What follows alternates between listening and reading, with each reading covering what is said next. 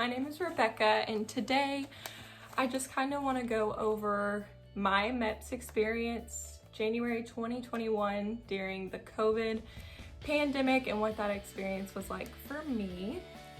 I went January, I don't know what day, 2021 in Little Rock, Arkansas, and I didn't test for my ASVAB at Meps, so my experience is probably a little bit different than anyone else's, but I just kind of wanted to give you my experience and hopefully it'll help someone.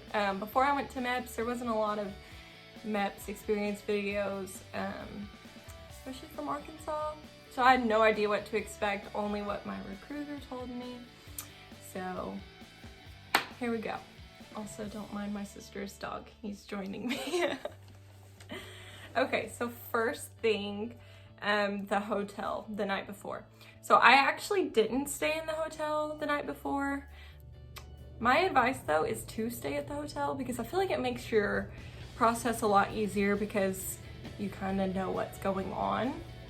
Whereas for me, since I didn't stay at the hotel, my recruiter took me to the hotel at like 4:30 in the morning. And so like that could have been avoided for him if I would have just stayed at the hotel. Also, there was like probably 25-30 other people and they all stayed the night at the hotel. So it was very awkward when I just waltzed in at 4:30 in the morning. And the guy, he's like a Meps worker. The guy that takes you from the hotel to Meps isn't like the friendliest guy ever. So I feel like he was a little annoyed with the fact that I walked on. So my advice, stay at the hotel. So when you get there, they give you an option. I guess because of COVID, it's not like a big breakfast. It's just a boxed breakfast. I'm not even sure what's in it because I didn't eat it because I was trying to stay underweight. But they give you options for that, juice, water. And you're all just sitting like 6 feet apart in the hotel like food area. And there you just wait, which is pretty much like all you do at Meps is wait. You sit there and then a woman, she's pretty nice. She does like roll call and kind of just gives you like a summary of what your day is gonna look like. And so then they take you back by branch. So they said like Navy, Marines, Air Force, Army, and I think they even did Army National Guard separate. And so we went back to this little room. We just stood in this hallway, and the guy that was a little stern, he wasn't necessarily mean, just very not friendly. He had you line up in the hallway, and he took you in one at a time and he'd be like, next. And you'd walk in there and he would screen you for COVID. So take your temperature, ask you if you'd been around anybody with COVID in the last 14 days, been exposed, traveled, you know, those questions. You say no, and then that's pretty much it. They take you back to the big room, you wait again, and then they'll say, okay, get on the shuttle. Well, because I was a walk-on, I did not get on the shuttle. My recruiter actually hung out in the parking lot and waited for me to get done, and then he drove me to Meps. Also, I think if you drive yourself to the hotel, you can drive your car from the hotel to Meps, and you just kind of follow the shuttle. So when we got to Meps, it was like 5 probably a.m. It's hard to remember because you can't really wear a watch and you don't have your phone the whole time. So time passed like weird for us because we had no idea what time it was or what was going on the whole time. So we get there, it's like 25-30 degrees outside, and you have to like have your like your folder of all your documents. You'll need like your social security card, your birth certificate, and like a Meps paper that your recruiter gives you. So you take all that You get in formation outside of Meps, and it's like so cold. I'm shivering. There's like 25-ish other people, and we don't know what a formation is. Like, we've never been in the military. So it's just really awkward. Like, I feel like that's the biggest part about Meps. You never know what's actually happening. And it's just like, you're trying to figure it out, but you're scared to ask questions because all the people are kind of just like, boy. It's like really scary in the moment, but looking back, they're just trying to do their job. So it's not that bad.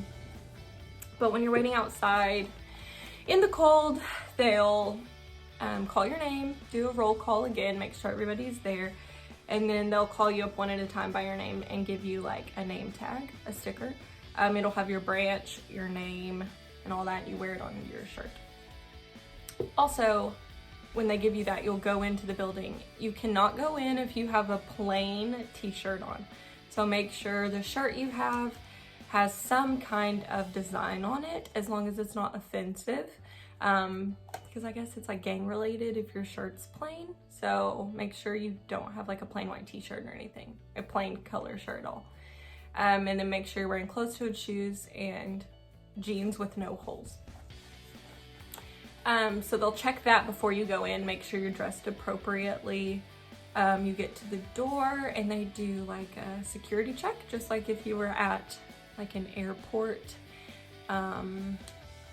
They have you take everything out of your pockets, your bags. Some people have bags because they're about to ship to wherever they're going, to basic. But for me, I just had that folder, my phone, you know, stuff like that. So you put it in the bucket, they put it through the clearance. Then you get in, you go to the front desk. So I had already been to Meps before, about a year prior. I went to verify my ASVAB score and my PICAT, and I decided not to enlist at the time. So after 2 years, your ASVAB score expires. So mine was actually still good, so I didn't have to retake the ASVAB. So when I got to the desk, they say, have you been here before? I said, yes. They say, okay, put your finger on the fingerprint scanner.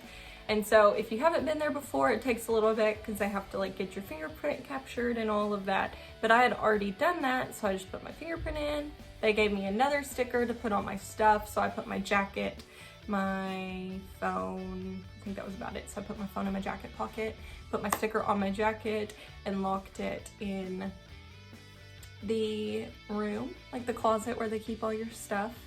And it stays there for the remainder of the day. So after that, you line up in the hallway, and one at a time they call you in to check your paperwork, check you in. I'm not really sure, but it's medical portion, or this is how it went for me anyways. So we get in this room, and it's like half of us maybe, so significantly smaller group of people. I'm not sure where everybody else went. I think some went strictly just to swear in that day. So I think it was just the people doing the medical part. In this room, we're all sitting in like desks, like at school desks. And we had this man tell us, get 2 pieces of paper, a pen, sit down and start filling them out. So one of the papers is, I'm trying to remember. One of them is like a mental health screening, maybe, drugs and alcohol, stuff like that. The other one, oh, it's if you have tattoos, scars, brands, anything like that on your body, they want you to locate that and like mark where they're at, what they mean. Oh, piercings and stuff. So we did those, and then they brought us a folder. I think they brought it to us, or did they give it to us at the beginning? It's all a blur. But they give you a folder that has your pretty much packet that your recruiter made for you. They give that to you. It has all your information in it. Your medical survey that you filled out with your recruiter, that's in there. And they'll have you make any changes to that while you're there in that room. But while you're filling those papers out, some of us got called to do our hearing test, vision test, stuff like that. So I actually did my vision test while people were still sitting in there. They called me in there. I took my glasses off and put my face on the machine, just like a regular eye doctor, and they had you read the line. And they make sure you weren't blind. Then they do a colorblind test, which is really easy. It's just on a book. And then they put me back in the room with the desks. There, they took people in and out, but then we all came back and sat and waited. And then we had a woman, I think she was in the Army, come in and give maybe like a commander's presentation. I haven't been in basic yet, so I don't know all the correct terminology, but I think it was the commander's presentation. And it was pretty much just a slideshow telling us about Meps, what to expect for Meps, pretty much the standards that they want you to uphold while you're at Meps. And then they give you like, which I've heard that it's different for everyone, but my moment of truth for your medical information wasn't as in-depth as others. So I've heard previously that they go at you pretty hard. Like, if you're lying about your medical history, we will find out. There is an information system with all of your medical records. But that's not true. And they can't access your medical records if you don't tell them about your medical records. They cannot get your medical records. And even then you have to get them yourself. So it's just a tactic to scare you into telling the truth about your health. But we didn't really get that. We just had one slide that was like, make sure you're telling the truth about your medical history. It's a federal offense. Like, you can't go to jail. And that was it. Like, they didn't really make it a big deal when I went. So then after that, we had a lady come in. I think she was from the Navy, and she did our blood pressure. And so of course I was sitting in the very back. My recruiter, okay, so the night before Meps, my recruiter's boss had me come in and do like a fake Meps type of situation to get me ready for Meps, because a lot of times it can be scary for people, and so they just kind of wanted to prepare me for Meps.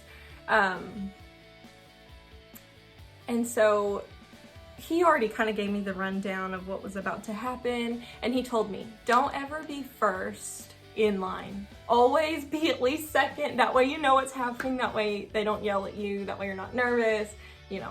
So of course, like when I'm sitting in this room, I'm in the back row because I want to be like as discreet as possible. So when they're coming to do the blood pressure, they start at the first row, the second row, the third row, and I'm nervous. Like, I'm so nervous for no reason, but I can feel my heart racing. And oh, also they do a breathalyzer test, so like a blood alcohol, to see if you have any alcohol in your system.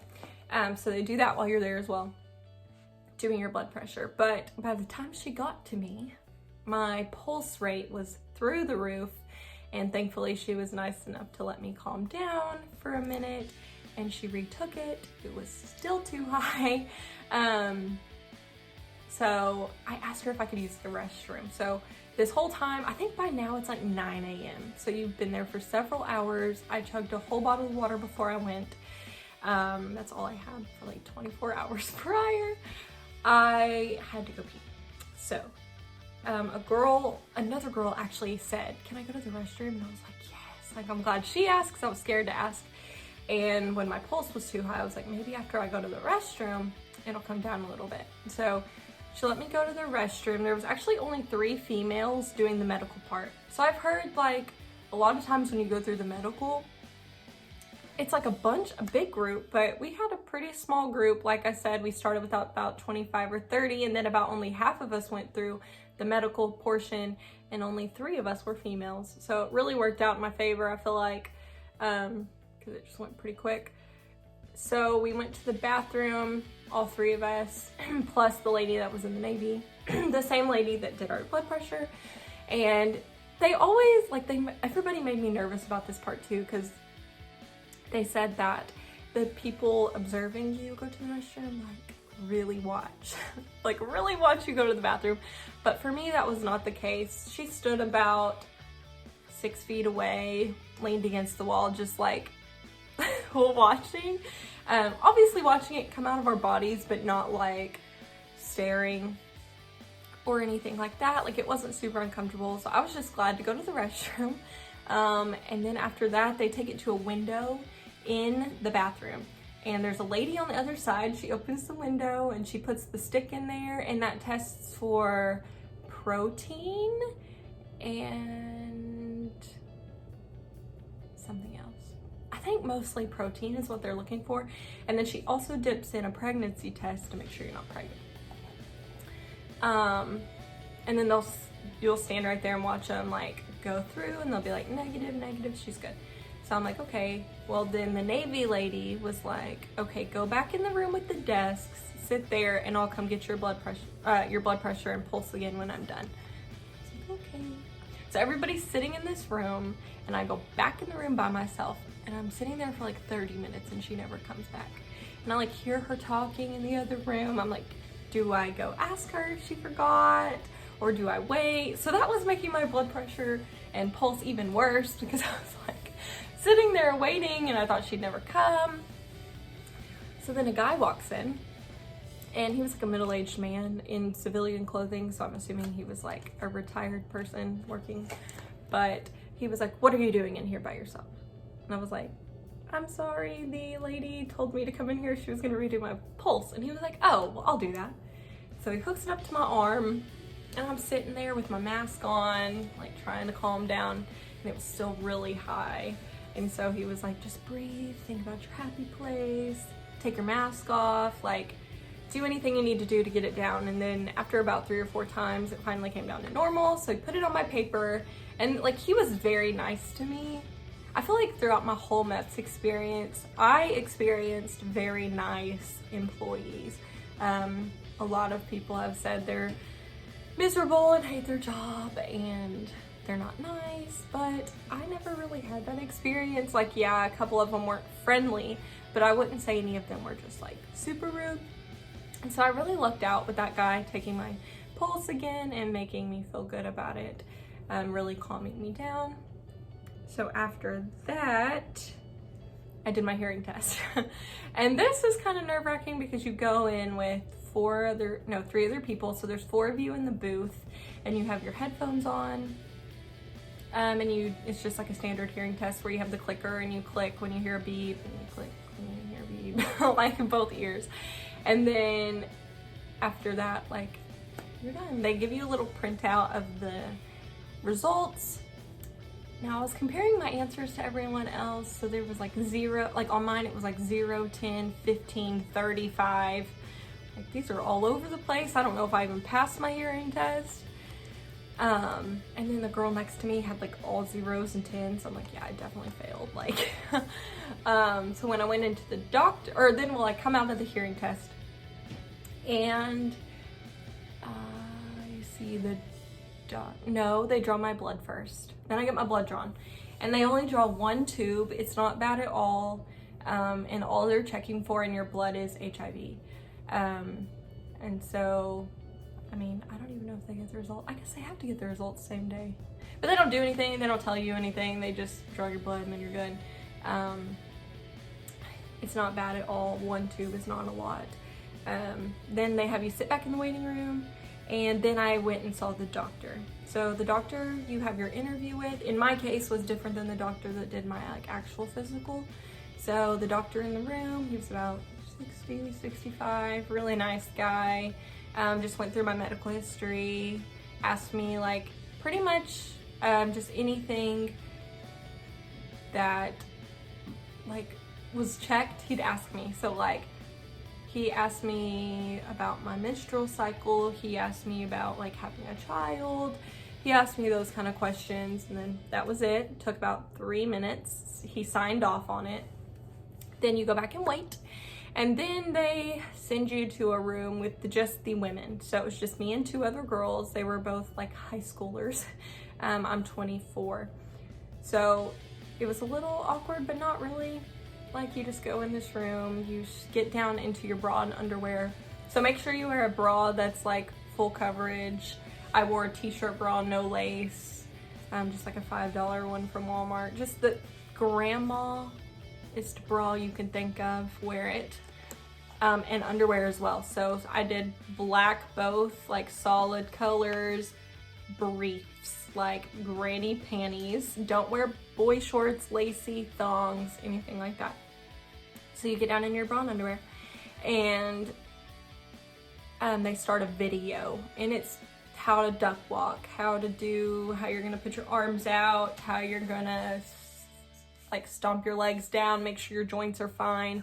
You're gonna walk back, you know, just gives you like the example of that.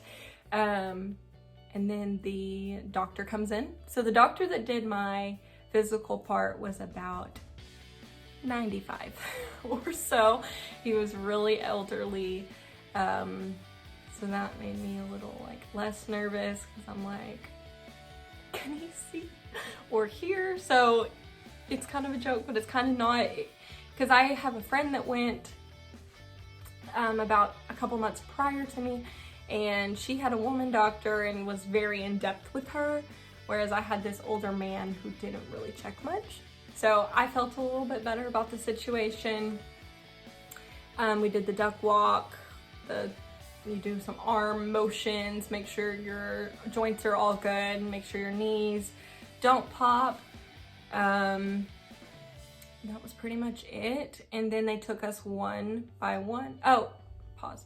They weighed us when we were in our bra and underwear before the doctor came in. So for me, I'm 5'4". For my age, 24, you have to be at 151 or below. And so at Meps, I weighed about 147.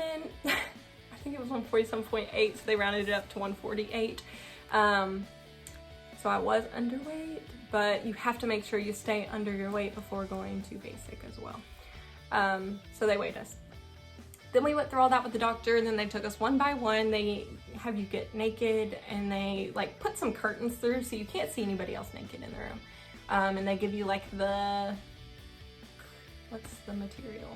Like the plastic cloth-ish, like disposable hospital gown that you wear, and you put it on. It's like a little hospital robe made of paper, very thin, and it was cold in there. I do remember that. So they take you in the room and they do like a vaginal exam, which for me wasn't bad at all. Like they had me open and then close. I mean, it was like not a vaginal exam. I've had a child, so it was nothing like I'd ever experienced. They don't touch, they don't do anything, they just look. And I know that varies by doctor as well, but maybe it was because I had a male doctor, but they just kind of peeked and made sure everything looked pretty normal. And that was it. And then they did like a breast exam, but for me, again, they did not touch, they just looked. They had me drop my robe, they looked, all good, cover back up. They pressed on my abdomen and made sure they didn't feel anything major. And that was it, honestly. And then you sit down at the desk. He looked over my file and was like, I guess I gotta pass you. And I was like, so then you get your folder back and you go wait. And this is the longest I waited. Yeah, I think this was the longest I waited all day at Meps. A lot of people say like, hurry up and wait. But for me, I went on a Friday. So I feel like the employees were trying to kick us out. So my Meps experience was super quick. I mean, I got out by like 1 or 2 maybe, which is pretty quick for Meps. A lot of people are there to like the end of the business day. So they were rushing us along, but also we didn't have as many people. So I feel like that helped as well. So I just sat and waited here. And then, what did I do after this? They sent us to lunch. So you go to lunch and you get like, think cold school sandwich on like a club piece of bread. That's what the sandwich was like, which I thought was pretty good. Like I was expecting some mystery meat, so the sandwich was decent. A bag of chips, cookies, a bottle of water. I mean, it was pretty good lunch. You eat that and then you go talk to the branch people in which you've enlisted, and they do your contract there. So when I went, there was, like, how many people? About 15 or so, and I would say all but like 4 were in the Army National Guard. So lucky me, like my recruiter told me to wait and be in the back of the line. And so I was the very last person to get my contract completed because I was at the back of the line. And there was so many people waiting to talk to the Army National Guard. Liaisons is what they're called. So by the time I got in there, we made my contract. They picked my ship date, and like they verified the August was the very first ship date for my job, which is a 25 uniform. So they do your contract with you, make sure everything's in there. It's your job to make sure they get your bonus, enlistment bonus in there if you got one. Make sure your rank is correct in your contract. If you've come in with like prior college credits, you could go in with a higher rank, stuff like that. Anyway, so you finish your contract, get your ship date, then you go do fingerprints at the desk, then you take it back to the Army people, then you go across the hall to go, well, across the building to get like all your fingerprints done. I had to have them for a clearance, I think. Maybe everybody gets them. Then you talk to another guy who finalizes everything, works on your emergency contact, make sure your address is updated and everything like that. Then you take it back to the Army National Guard, and then you swear in. So when I swore in with 5 other people. I think there were 6 of us. 4 of us were in the National Guard. 2 people were in different branches, Marines, I think. So the commander, I think it's a commander. He's an officer. He was actually in the Army. He's like head over Meps. He comes in and he does your oath. They teach you how to stand at attention and parade rest. I had no idea what I was doing, so in the video I looked so stupid. But they give you like a quick rundown of that. You swear in, and that's it. Then you go back to your National Guard people. They gave me a backpack, a coin, congratulated you for joining the Army, and then you call your recruiter and they come pick you up. So I think that's it. My Meps experience as a whole was not bad at all. It all went very smoothly in comparison to some other people's. So I don't think it was bad. I don't think you have anything to worry about if you're going to Meps, especially during the pandemic. I feel like things are probably a little more, I shouldn't say lenient, but I feel like there's just so many unknowns that it's just easier during the pandemic. But anyways, so thank you for watching if you've made it this far, because this is a very long video. But hopefully I'll be able to vlog my journey joining the Army and going through basic and all of that after, so stay tuned.